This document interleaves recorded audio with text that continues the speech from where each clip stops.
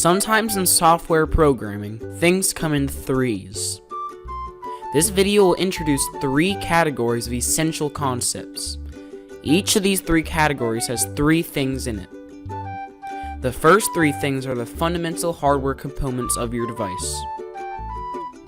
Your program will access and control different parts of the computer's brain.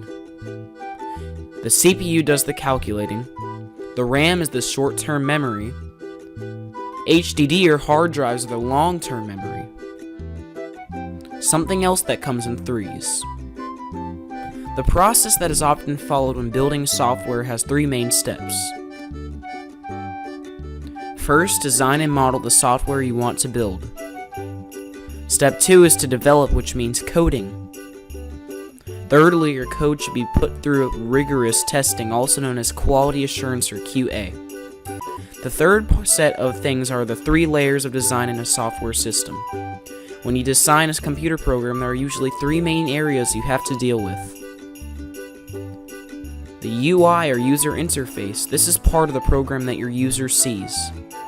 The business logic is all the code behind the scene that makes calculations and decisions. Data flows through the whole system, but it has to be stored somewhere. The data subsystem is a very important part of your program.